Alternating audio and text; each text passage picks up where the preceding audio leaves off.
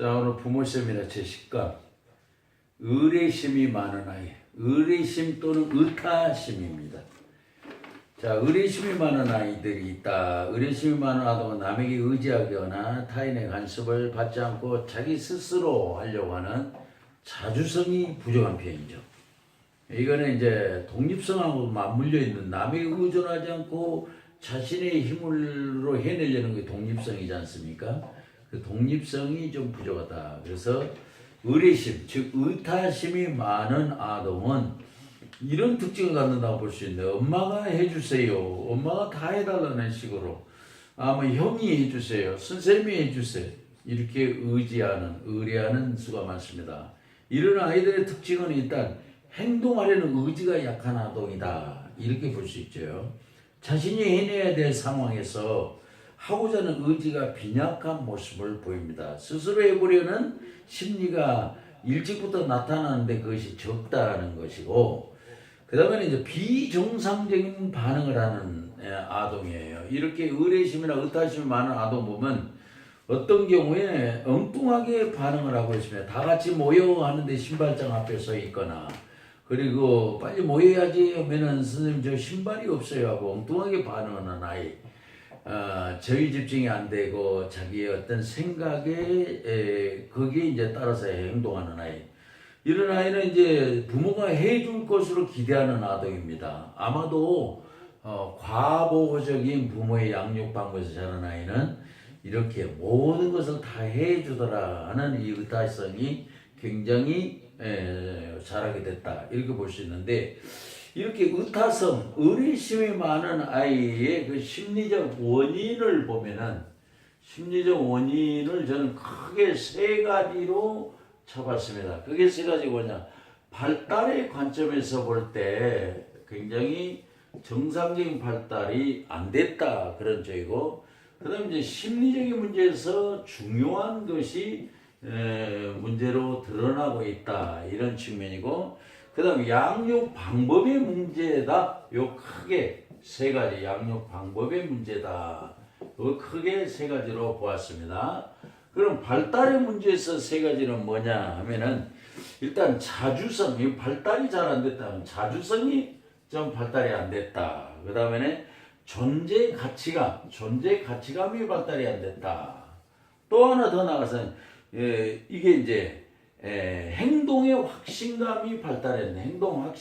행동하면서 우리가 확신을 가지고 해야 되는데, 이 세 가지가 안 돼서 발달의 관점에서 중요한 문제로 보고 있습니다. 자, 자주성이 발달이 안 됐다. 30살이 되면 아이는 내가 하려고 하는 자아가 길러집니다. 아이들이 신체를 가리킬 때 이때 이미 아무개가 있어. 누가 해서 할 때 이미 자아가 길러지는 거. 벌써 이제 독립선언이 이루어지는 거예요. 사춘기 때 제2의 독립선언이 일어나면 이때 이제 독립선언이 일어나는 거예요. 그래서 우리말에 무슨 말이 있죠? 자, 미운 7살인데 미운 4살. 요즘은 빨라면 3살이에요. 이때가 벌써 이제 독립성이 한창 길러지는 때인데, 요때 좀 발달이 제대로 안 돼요. 존재의 가치가, 요거는 이제 부모가 칭찬을 자꾸 해줄 때 나의 존재 가치감이 올라가는데, 칭찬이 좀 부족했다, 이랬을 때는 아무래도 존재 가치감이 올라가기가 어렵습니다. 그리고 그다음에 행동에 대한 확신감이 발전되지 못했다는 것은, 아이들이 행동한 것을 잘했다 자꾸 해줄 때 자기가 행동해놓고 내가 잘했구나 하는 확신감이 들었으면서 다음 행동도 잘하게 되는데, 부모의 칭찬이 이게 확신 아니면 자기도 긴가민가 하고 확신을 못 갖게 되는 것이, 이것이 이제 말하자면 주도성이기도 한데요. 그것이 신념과 의욕이 자라게 되는 좋은 방법인데 그게 안 될 때가 있다, 이렇게 보는 것이죠. 발달 관점이 이 문제를 봤고, 그 다음 심리적인 문제에서는 세 가지. 독립성이 지금 문제다. 독립성 뿐만 아니라 자신감이 결여되어 있다. 여기는 결여의 문제예요. 발달의 문제라면, 그러면 이제 자주적인 의지가 결여되어 있다. 요 세 가지를 짚었습니다. 자, 의례심이 많은 아동은, 의타성이 많은 아동은 행동적 측면보다는 보이지 않는 심리의 측면에 더 문제를 나타낸다. 그런 측면에서 심리적인 문제를 봤는데 독립성이 길러져야 아이들이 이제 타율성이 길러지지 않고 독립성이 길러지는데 우리 한국의 부모들은 뭐든지 막 다 해주려고 하는 것 때문에 그것이 아무래도 급한 마음 때문에 빨리빨리 해야 된다는 것 때문에 여유가 없다 보니까 아이들의 타율성이 길러지는 이것은 독립성이 길러지지 않는 저해적인 것이 되기도 합니다. 다만 여기서 감정이 불안과 불만이 많으면 불만감에 사로잡혀서 자기가 할 수 있는 일도 안 하고 태만해지는 것은 있습니다. 그거는 이제 별도로 하고 어쨌든 아이들은 독립심이 길러져야 돼요. 그 다음에는 독립심과 맞물리는 것이 있는데 이 자신감의 결여라는 겁니다. 잘했든 못했든 자기가 하는 것에 자신감이 생겨나야 되는데 이 독립성이 길러지면서 자신감도 길러져 자신감이 길러 독립성도 길러지는데요. 이게 하나는 독립성은 행동적인 것이라면 자신감은 의지대로 행동하는 심리적인 것이라고 볼 수 있죠. 자, 그런데 이제 알프레드 아들러는 이제 자신감과 관련해서 열등감의 개념을 주창한 사람으로 유명합니다. 아동기 때 이게 이제 자신감이 안 길러지는 것이 바로 열등감 때문인데 이 열등감은 어떻게 신체적 허약이다. 신체적으로 허약할 때 아이들은 이 자신감이 안 생긴다. 그래서 우리 아이들이 어렸을 때 신체가 건강하고 당당하고 싸움 잘하고 하는 것도 굉장히 중요한 역할을 하죠.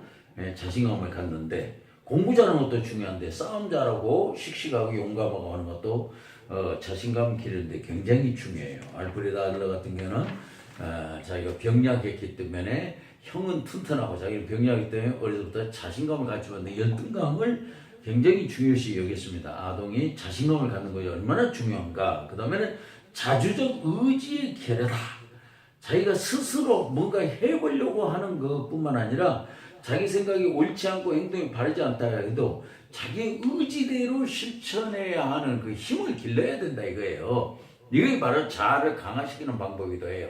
그냥 어머니 말만 잘 듣고 그런 아이들은 이제 크게 자아가 길러지지 못해서 위축당하고 그러겠지만은 자기 고집대로 해본다든지 자기의 틀리더라도 해보면은 자주적 의지가 생겨난다는 거. 의지가 아주 중요한 문제가 되고 있다는 거죠.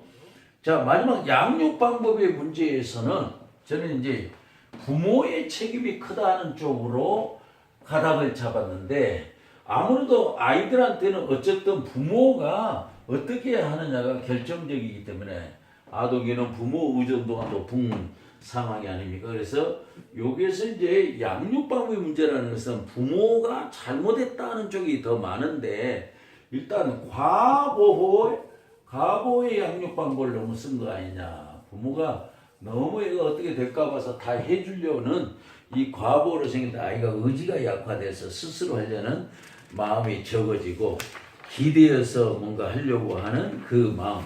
그러니까 부모가 아동을 과보로 하는 양복을 사용하게 되면 그렇게 자란 아동 어린 시절에 유약한 태도를 취했던 것처럼 자신이 유약한 태도를 취하게 돼. 이런 아이가 커서는 어떻게 될까요?